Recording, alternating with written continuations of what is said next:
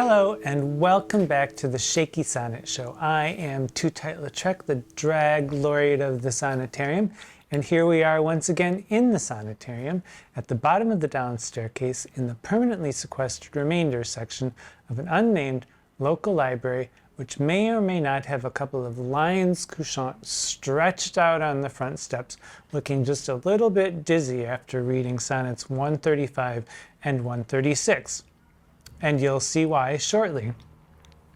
Stephen Booth says of 135 and 136 that Sonnets 135 and 136 are festivals of verbal ingenuity in which much of the fun derives from the grotesque lengths the speaker goes to for a maximum number and concentration of puns on will, the word will. And John Kerrigan, who edited the Penguin version, notes that Shakespeare quibbles compulsively on 6 senses of the word will. And those 6 senses are: 1, will as in what is wanted. 2, will as in lust or sexual desire. 3, the word shall. So for instance, in will fulfill the treasure of thy love, it would be like will shall fulfill the treasure of thy love. Number 4, penis, where he says hide my will, as in willy. Number 5, vagina, thy sweet will, in line 4 in 135, because will also apparently sounds like the word well, which indicates a receptacle, and in that case, it could also mean an anus. And 6, our beloved bard's first name, which is William. So Kerrigan goes on to note that the distribution of the sense of the word will denoting the name William is controversial, because in the 1609 quarto version, there are times where the word will is capitalized and or italicized, and different editors do different things through their editions. So if you really want the best sense of what's happening with the word will, get yourselves get into your hot little hands a copy of the 1609 quarto. So let's hop right into Sonnets 135 and 136, starting with 135, and let's let all these senses of the word will bubble about in our brains like fizzy champagne in a nice cold goblet. So, Sonnet 135. Whoever hath her wish, thou hast thy will, and will to boot, and will in overplus. More than enough am I that vex thee still, to thy sweet will making addition thus. Wilt thou, whose will is large and spacious, not once vouchsafe to hide my will in thine? Shall will in others seem right gracious, and in my will no fair acceptance shine? The sea, all water, yet receives rain still, and in abundance addeth to his store.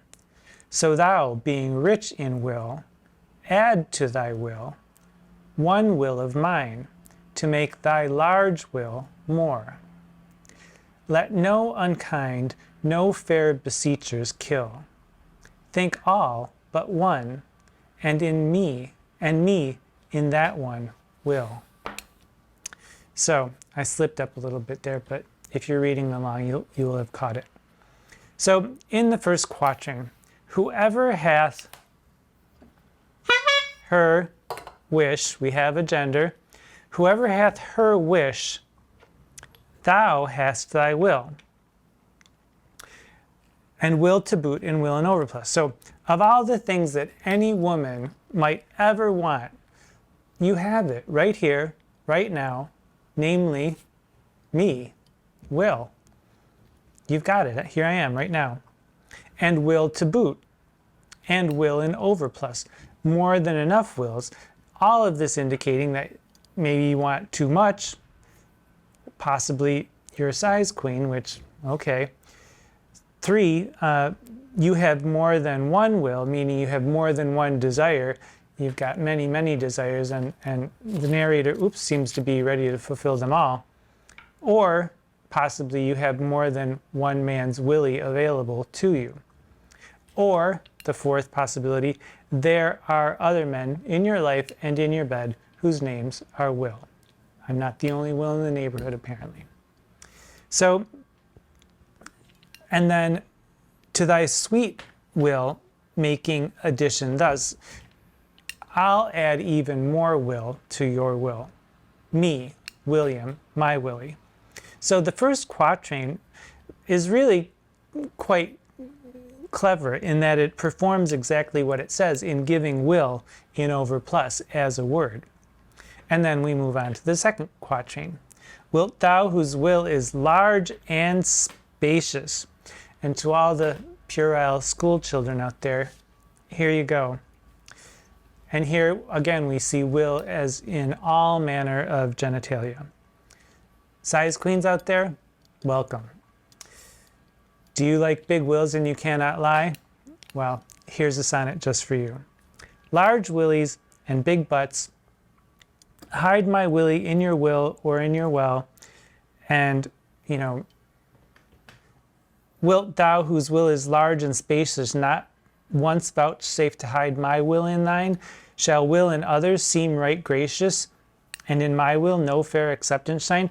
Well, you've been, you'll play hide the sausage with all those other blokes. Won't you play with me too? And here, instead of just this playful usage of the word will, we have the sequence of 2 rhetorical questions, which is really more of just a plea for attention or a plea for love or love of a certain sort. And then we get to the 3rd quatrain. The sea, all water, yet receives rain still, and in abundance addeth to his store. The sea, it's insatiable, can't get enough. Just like you, we learn. So thou, being rich in will, add to thy will one will of mine. So you've had everyone, why not have me too? This seems to be what's going on. And to me, this seems, rather than being an insult or some sort of besmirchment of her character by pointing out her promiscuity, it seems like there's a playful tone here, and it's kind of a celebration of this woman's vast experience. And it feels to me like a very sex-positive poem. We're all sensitive people with so much to give. Let's get it on. Cue Marvin Gaye. So thou, being rich in will, add to thy will one will of mine to make thy large will more. And then we get to the couplet, which here we have a bit of a textual problem, which we'll talk about it.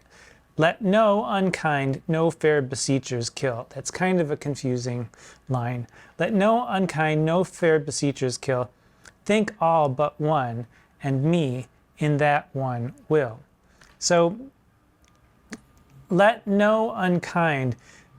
Some editors put that in quotation marks, some put it in italics, but no could be either the spoken word no, meaning don't kill your beseechers like me by saying the word no, or it could be let no unkind person, meaning you, don't be unkind by denying me your love.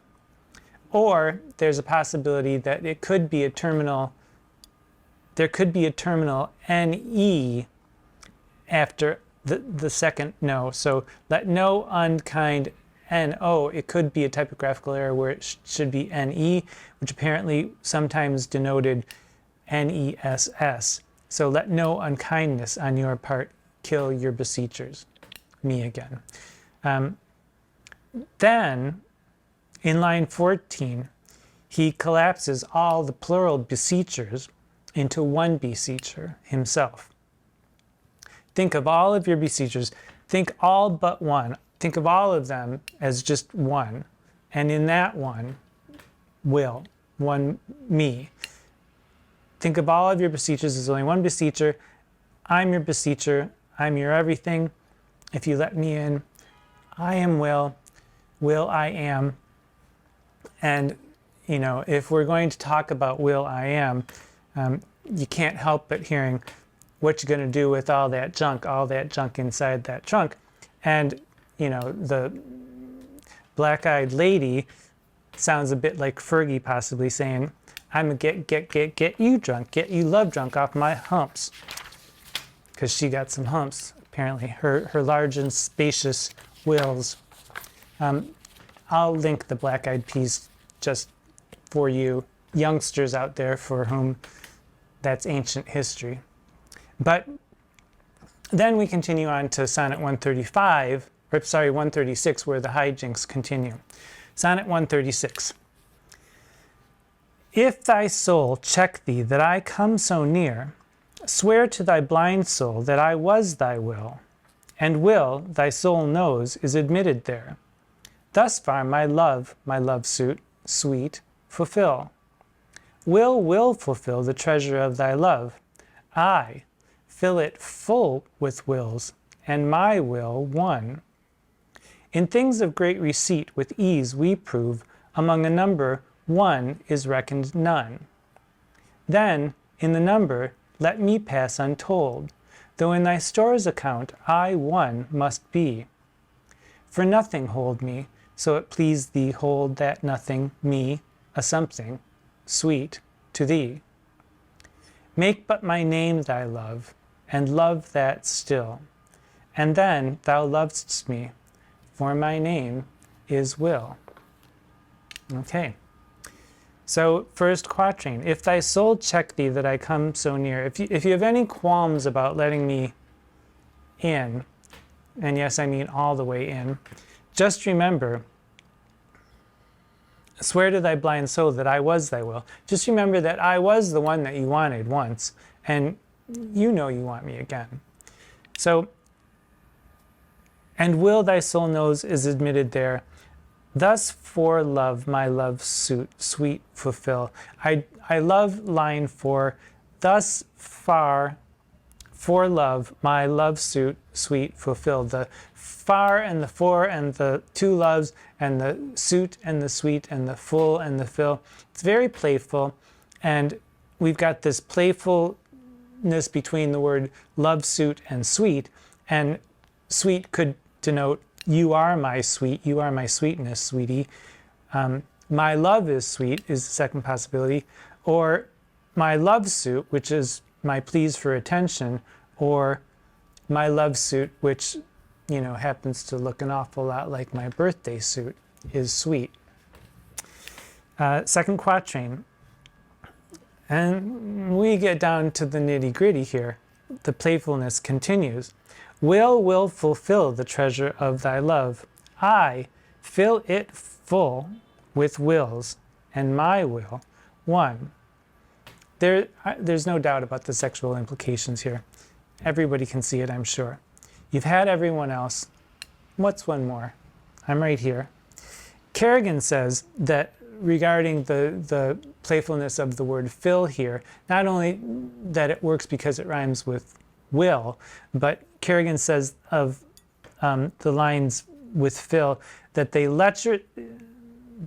are lecherously unfolding the word, which is the word fill. So Kerrigan says they are lecherously unfolding the word as though undressing it, exposing with seductive tardiness its sexual potential. Okay, John Kerrigan, way to find the sexiest way to think about the word fill. So, then we get to the third quatrain. In things of great receipt. Then in the number, let me pass untold. So, in things of, actually this is the second part of the second quatrain. In things of great receipt with ease we prove among a number, one is reckoned none. So when there are a lot of things, if there's only one, if I have 150 million feathers, this one feather doesn't count as anything. So it doesn't count as anything. Then in that number, let me pass untold. If I'm the only one single will, let me, so I'm a nothing. Okay, I'll take it. Though in my store's account I one must be, for nothing hold me. In other words, consider me as nothing. So it please thee, hold that nothing, me, a something sweet, to thee, which is basically just that old joke. If I told you you had a beautiful body, would you hold it against me? Here it plays out right in the third quatrain. And I think it's quite a cute and lovely way to say it. Then we get to the couplet. Make but my name thy love, and love that still, and then thou lov'st me, for my name is Will. Love me, love me, love me. My name is rich in love, love it. You love Willies, love my Willie. Love me, Will becomes Will I Am, and once again I will link to Will I Am and Fergie in the Black Eyed Peas, who could be sounding a bit like the Black Eyed Mistress. And I find this really sort of sweet, these two couple of sonnets. It's all very hot and heavy, and then it turns to a sweetness at the end, a tender plea for attention. Make but my name thy love, and love that still, and then thou lovest me, for my name is Will. He's asking for attention, and I think it's quite clever and quite nice, and they seem to be having quite a bit of fun. So, do we have a gender? Well, line 1 of 135, we absolutely have a gender. And since 136 is intimately connected, we have a gender for that too.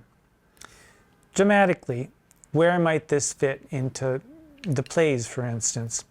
Oh, I don't know. Everywhere? Any play in which someone wants desperately to get with someone else, the possibilities are endless.